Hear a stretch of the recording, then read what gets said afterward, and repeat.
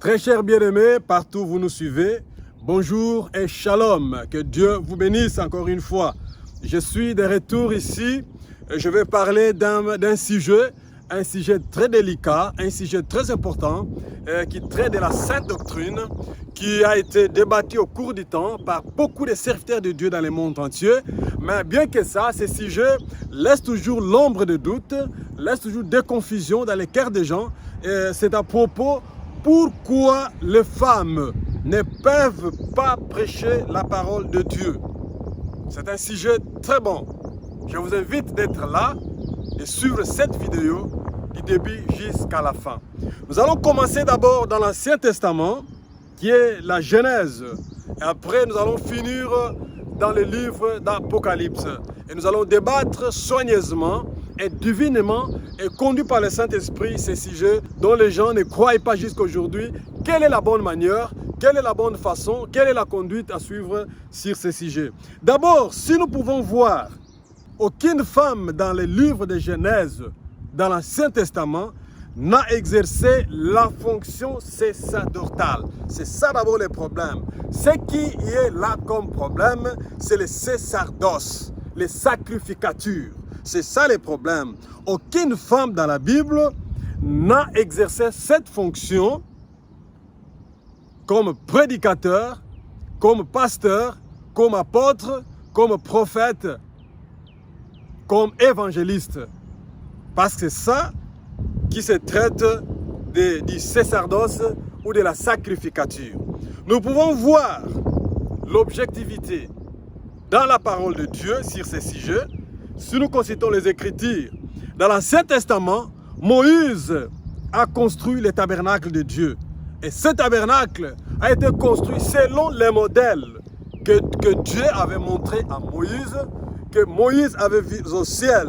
C'est à partir de ces modèles-là que le tabernacle de Moïse a été établi selon Exode 25, 9. Et pour le ministère sacerdotal, Dieu avait établi que les hommes. Il n'y avait que les hommes qui devaient travailler dans ce tabernacle-là, selon Exode 28, 1. Il n'y avait aucune femme dans ce tabernacle de Moïse qui devrait exercer une certaine fonction qui traite des sacrificatures ou de la sacerdoce. Aucune femme, selon l'Ancien Testament. Cet office n'a pas été exercé par les femmes. Ça, c'est l'Ancien Testament. Et dans le Nouveau Testament, nous voyons Jésus-Christ qui choisit 70 disciples, selon Luc chapitre 10, au verset 1. Jésus choisit 70 disciples. Et parmi ces disciples, nous n'avons trouvé aucune femme qui faisait partie de ce groupe choisi. Et si nous avançons encore dans Matthieu 10, 2, nous allons voir que Jésus continue à choisir les 12 apôtres. Et parmi ces 12 apôtres, il n'y a aucune seule femme faisant partie de ce groupe d'apôtres. Aucune femme. Vous voyez? Et quand nous allons maintenant dans les épîtres de Paul et de Pierre, nous allons voir que ceux-ci aussi ont présenté le même esprit sur les sujets. Donc il n'y avait pas de femmes qui ont participé, il n'y avait pas de femmes qui ont exercé cette fonction, il n'y avait que des hommes. Paul et Pierre ont été conduits par le Saint-Esprit, ils ont parlé du même sujet, il n'y avait aucune femme qui devrait œuvrer ou opérer selon l'ordre des Lévites, selon les sacrificatures et selon les sacerdoces. Et l'apôtre Paul, écrivant une lettre aux Romains, et Dieu jugera les secrets des hommes selon l'Évangile.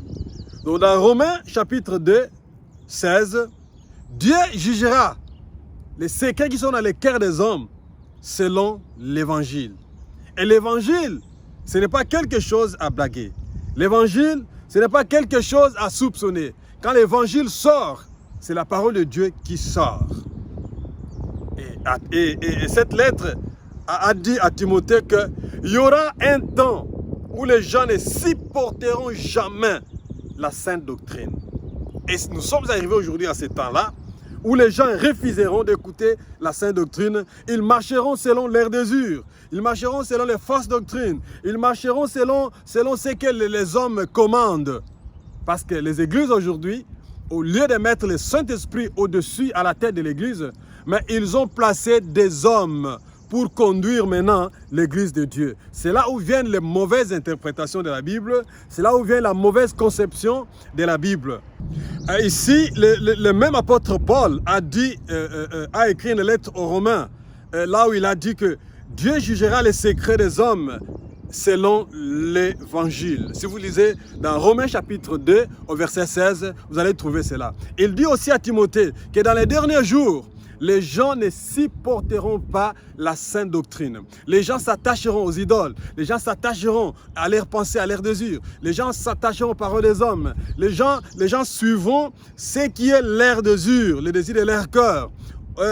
Si vous lisez dans le livre de 2 Timothée, chapitre 4, du 1 jusqu'au 5e verset, vous allez trouver cela. Mais pour entrer maintenant dans notre sujet, dans 1 Corinthiens chapitre 14, du 33 jusqu'au 37, la Bible dit ceci. Car Dieu n'est pas un Dieu de désordre, mais de paix, comme dans toutes les églises des saints, que les femmes se taisent dans les assemblées. Il ne leur est pas permis d'y parler, mais qu'ils soient soumises selon que le dit aussi la loi.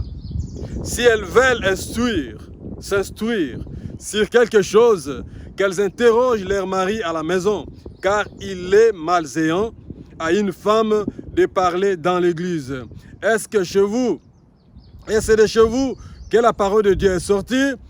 Ou est-ce vous, celle qu'elle est parvenue? Si quelqu'un croit être prophète ou inspiré, qu'il reconnaisse que ce que je vous écris est un commandement du Seigneur.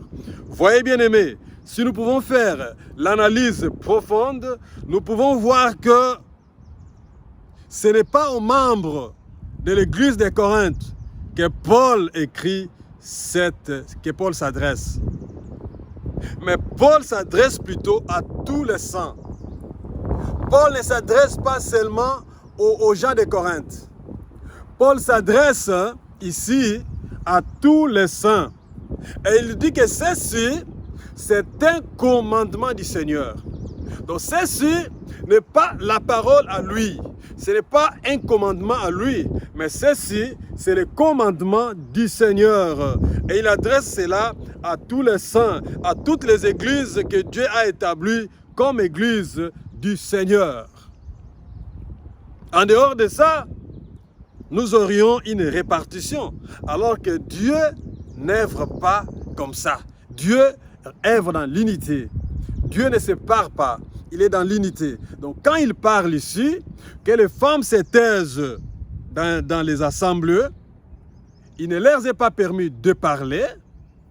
S'ils n'ont pas compris quelque chose, qu'ils aillent demander ça à leur mari à la maison, car il est malséant à une femme de parler dans l'église, ceci, c'est un commandement. Et si toi qui m'écoutes,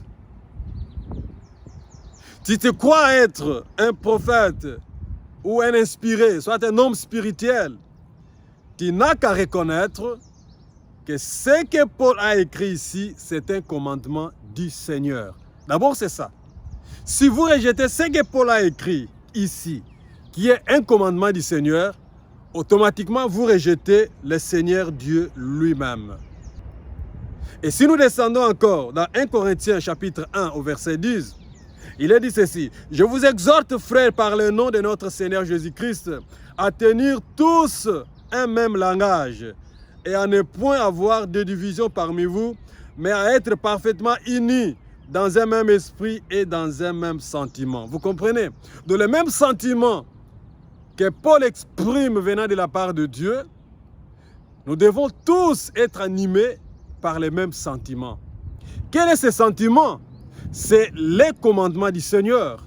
C'est qu'il écrit, non pas à l'église de Corinthe, mais à toutes les églises. Ce qui existait à cette époque-là, ce qui existe aujourd'hui, ce qui existeront encore s'il y aura encore un futur ou un jour à venir.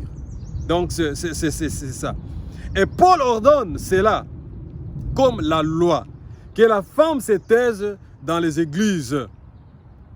Et que dit-il dans Romains chapitre 3, 31? Paul continue et il dit encore quelque chose dans Romains chapitre 3, du verset 31. Anatissons-nous donc la loi par la foi? Loin de là. Au contraire, nous confirmons la loi. Il y a des gens qui disent non, le temps de la loi est passé. Mais Paul ici dans le Nouveau Testament, il dit, anatissons-nous donc la loi par la foi? Loin de là. Au contraire, nous confirmons la loi. Donc cette loi que Paul a mise ici de la part du Seigneur, aucun archevêque, aucun apôtre, aucun prédicateur qui peut venir l'anéantir pour dire que ça c'était la loi. Non. Au contraire, nous devons confirmer cette loi par la foi. Voilà combien y a-t-il de sérieux dans cela. Il y a trop de sérieux dans cela, à tel point que quelqu'un ne peut avoir du courage et oser de dire ce que la Bible ne dit pas. Si vous voyez quelqu'un qui vous dit ce que la Bible ne dit pas, cette personne-là est possédée par de mauvais esprits. Et ce n'est pas une personne à écouter. Et son travail, c'est d'amener un groupe de gens en enfer. Parce qu'il agit contrairement à ce que la parole déclare. Vous voyez? L'apôtre Paul est clair. Il dit ouvertement, si quelqu'un se croit être apôtre, prophète ou spirituel, reconnaisse que ce que j'écris est le commandement du Seigneur. 1 Corinthiens 14, 37. Car Dieu lui-même n'a pas demandé aux femmes de prêcher. Depuis l'Ancien Testament et dans le Nouveau Testament. Et c'est aujourd'hui que Dieu va le faire relever. C'est aujourd'hui que Dieu dira, femme, allez prêcher. Non, Dieu ne dira pas ça. Dieu ne dira pas ça. Et dans le livre de 1 Timothée chapitre 2, du verset 11 jusqu'au 14, la Bible dit ceci. Que la femme écoute l'instruction en silence, avec une entière soumission. Je ne permets pas à la femme d'enseigner. Qu'est-ce que signifie enseigner? Enseigner signifie être devant, transmettre une connaissance devant les hommes, devant un public. C'est ça qu'on dit enseigner. Mais quand, par exemple, une femme va devant les hommes, devant un public, il prend de l'autorité. Il est au-dessus de la tribune, au-dessus de la chaire. Il prêche, il transmet une connaissance. C'est ça, prêcher. Mais ici, la Bible de Timothée, il est dit, je ne permets pas à la femme d'enseigner, ni de prendre l'autorité sur l'homme, mais elle doit demeurer dans le silence. Car Adam a été créé le premier, Ève ensuite. Et ce n'est pas Adam qui a été séduit, c'est la femme qui, séduite, s'est rendue coupable de transgression. Mais où sont les prédicateurs aujourd'hui? Où sont les archevêques? Où sont les bishops? Où sont les pasteurs pour s'élever et prendre position de cette sainte Bible et dire aux femmes qui ne peuvent pas prêcher, qu'ils doivent s'asseoir sur les bancs et écouter les hommes que Dieu a inspirés, en qui Dieu a mis l'appel, en qui Dieu a mis les dons, afin qu'ils prêchent à ces femmes. Tous sont là, bouche bée. Ils ne veulent pas parler. Parce que s'ils parlent, l'église se vide. Et si l'église se vide, ils sont foutus. Leur vie est gâchée parce qu'ils vivent que de ce que l'église produit. C'est ça les problèmes aujourd'hui. Et dans 1 Pierre, bien-aimé, 1 Pierre 3, 1, la Bible dit ceci. Femmes, soyez de même soumises à vos maris, afin que si quelques-uns n'obéissent point à la parole, ils soient gagnés sans parole par la conduite de leurs femmes, en voyant votre manière de vivre chaste et réservée. Donc, ici, la femme a une obligation d'une soumission entière devant l'homme. L'homme qui? Son mari, à la maison. Donc même pour son mari propre à la maison, il ne lui est pas permis de les prêcher. Mais si la femme ne peut pas prêcher à son propre mari, comment prêchera-t-elle au mari des autres? Vous comprenez? Elle n'a pas le droit de se mettre, prendre la Bible, passer devant, comme nous le voyons aujourd'hui, une femme en collant, une femme en pantalon, une femme en mini-jupe, avec des rouges à lèvres, avec trop de bijoux, avec des maquillages, et les pasteurs, et les devants, et les apôtres, et les évangélistes, et les diacres, avec tout ça, elle exerce la fonction sacerdotale. C'est défendu, entièrement défendu, et ça ne peut pas se faire. Ça ne peut pas se faire. Vous qui faites ça, arrêtez. Arrêtez. Vous n'êtes pas dans la volonté parfaite de Dieu. Arrêtez, arrêtez, arrêtez, arrêtez. Il ne vous est pas permis de le faire. Vous voyez? Maintenant, les Écritures ici se croisent parfaitement. Les deux apôtres, Paul et Pierre. Vous comprenez qu'ils se croisent parfaitement, ayant les mêmes sentiments, ayant eu le même enseignement, ayant eu le même esprit. Ils ont parlé de la chose. Ils ont déclaré les choses qui se sont couplées très très parfaitement sur cela. Et même Ésaïe, dans l'Ancien Testament, avait prophétisé. Si vous lisez dans Ésaïe, chapitre 3, au verset 12, vous allez voir qu'est-ce que la Bible dit. « Mon peuple a pour oppresseur des enfants, et des femmes dominent sur lui.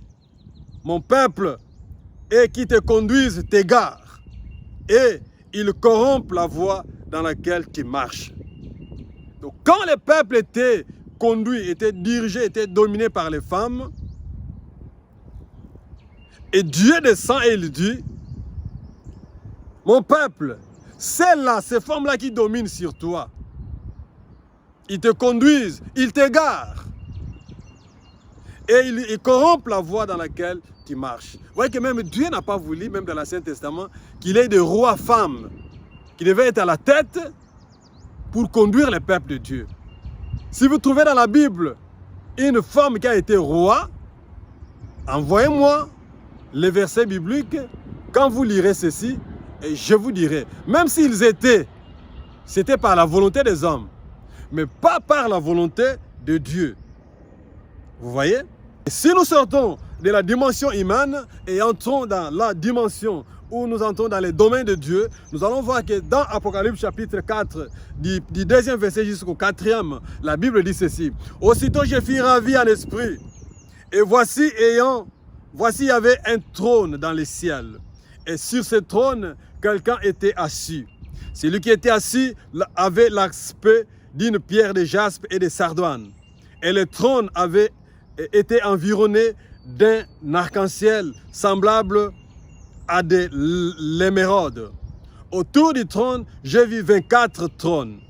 Sur ces trônes, 24 vieillards assis, revêtus de vêtements blancs, et sur leurs têtes des couronnes d'or. Du trône sortent des clairs, des voix et des tonnerres. Devant les trônes brûlent 7 lampes ardentes qui sont les 7 esprits de Dieu. Vous allez voir que même dans Apocalypse ici, quand Dieu fait son gouvernement, disons ça comme ça, il place les 24 vieillards. La Bible dit, ils étaient assis. Ils étaient assis. Donc la Bible ne décrit pas qu'il y avait des femmes au trône. Quand il veut appeler ces hommes pour aller prêcher sa parole, son évangile, Dieu n'appelle pas une femme. Ici, nous avons les 24 vieillards. Ils sont assis, pas assises, mais ils sont assis. C'est pour vous dire que ce sont des hommes. Il n'y a aucune femme là.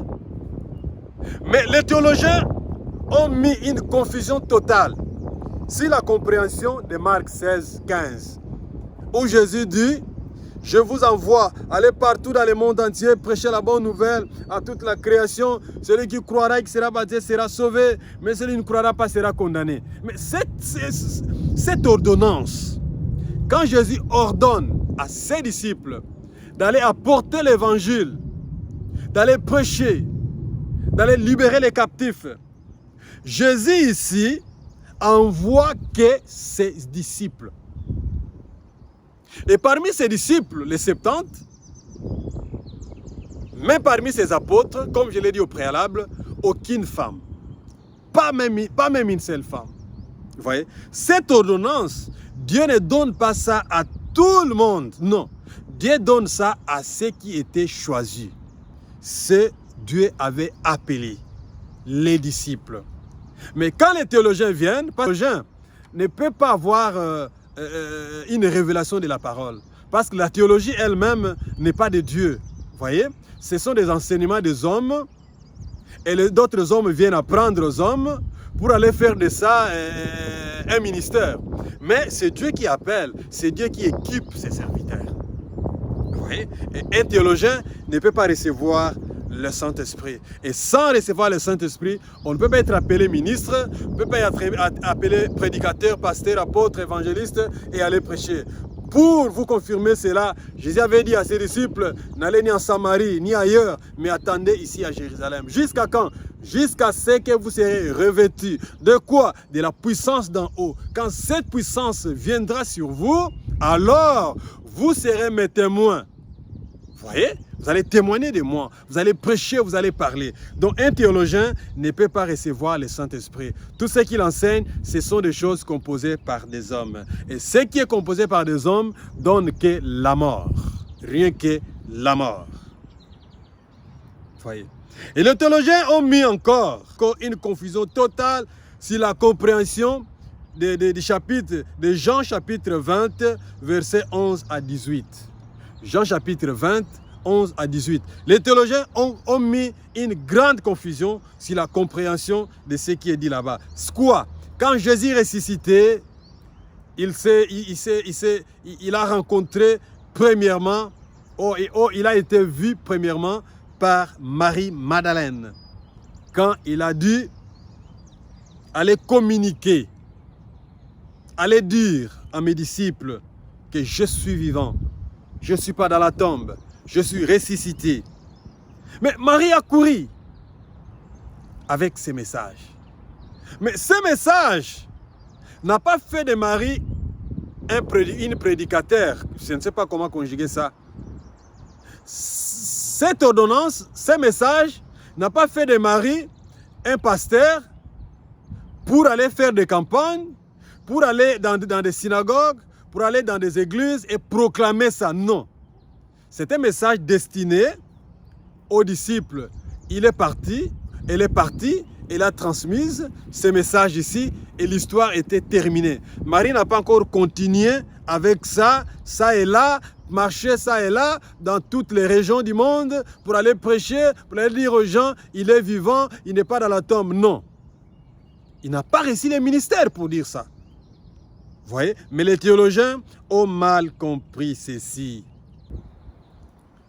Même le jour de la Pentecôte, quand le Saint-Esprit est descendu à la Pentecôte, il y avait la Marie-Madeleine et les autres. Il y avait la Jacques, il y avait tous les disciples, il y avait là tout le monde. Mais quand il était le moment de prêcher à ces Juifs qui insultaient la descente du Saint-Esprit et qui insultaient la manifestation du Saint-Esprit, qui disaient des choses de toutes sortes, il a été donné à Pierre maintenant, l'homme, de se relever et de prendre l'autorité et de parler à tous ces Juifs qui séjournaient à Jérusalem.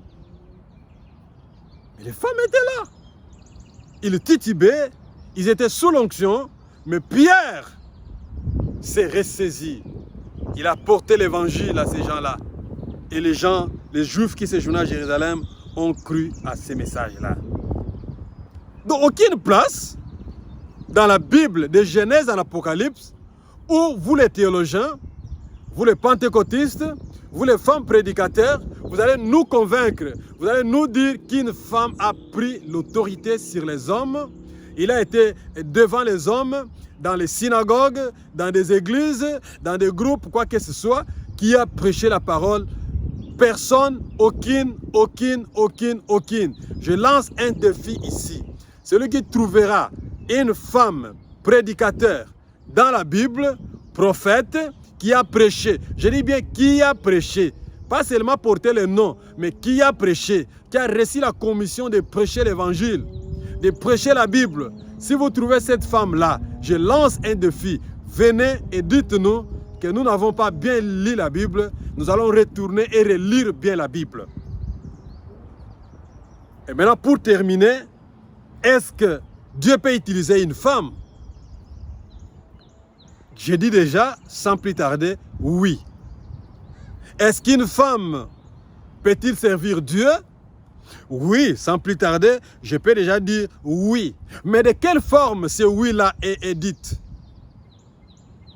De quelle forme cette affirmation est dite? La femme, comme l'être vivant, elle a l'âme en elle. Dieu a promis le Saint-Esprit à quiconque croit. La femme ayant l'âme, et si elle peut croire en Dieu, bien sûr, elle a droit de recevoir le Saint-Esprit. Mais le Saint-Esprit, quand ça entre dans l'homme, que ce soit dans l'homme, que ce soit dans la femme, ce Saint-Esprit ne laisse pas la personne inerte. Mais le Saint-Esprit fait que l'homme puisse, n'est-ce pas, être en œuvre, en exercice. Bien sûr, le Saint-Esprit fera produire en vous ses œuvres. C'est là où nous croyons que quand le Saint-Esprit entre dans la femme, elle ne peut pas l'amener à être prédicateur, à être pasteur, à prendre la Bible et prêcher, non. Mais quand la femme reçoit le Saint-Esprit, ce que ça peut faire en elle, c'est de manifester les dons de l'Esprit, selon 1 Corinthiens 12, j'espère au verset 9. Elle peut recevoir les dons de prophétie, prophétiser dans l'Église. Ça, ce n'est pas prendre l'autorité sur les hommes. Elle peut recevoir les dons de parler en langue. Elle peut parler en langue. Peut-être quand elle prie. Peut-être dans l'église. Ça, ce n'est pas prêcher. Et ce n'est pas prendre l'autorité sur les hommes. Elle peut chanter chez elle, à la maison, dans la congrégation. Ça, ce n'est pas prêcher. Et ce n'est pas prendre l'autorité sur les hommes. Elle peut témoigner des merveilles de Dieu, ce que Dieu a fait dans sa vie. Ça, ce n'est pas prêcher et ce n'est pas prendre l'autorité sur les hommes. Voyez ce que la femme peut faire. Elle peut aider les ministères que Dieu a établis. De toute façon, peut-être par son argent, par ses talents, par sa volonté de travailler, comme Marie, aider Jésus, comme Marthe, aider Jésus. Mais ceux-ci n'ont pas été des prédicateurs. Même Marthe, même Marie, personne entre elles était prédicateur. L'autre faisait la nourriture, bien sûr, et l'autre voulait beaucoup écouter quand Jésus parlait. Et elles n'ont pas prêché. Elles n'ont pas formé des églises. Bien qu'ils avaient ils avaient des talents, ils pouvaient parler, ils avaient les langages, mais ils n'ont pas prêché. Ils n'ont pas prêché. Vous voyez? Ils n'ont pas prêché. Donc les dons de l'esprit sont destinés à tout le monde. Les dons spirituels sont destinés à tout le monde, les hommes comme les femmes. Bien-aimés, cette vidéo se termine ici. Et j'enfonce le clou pour dire, la femme n'a pas été appelée pour prêcher. La femme était appelée pour suivre l'instruction en silence.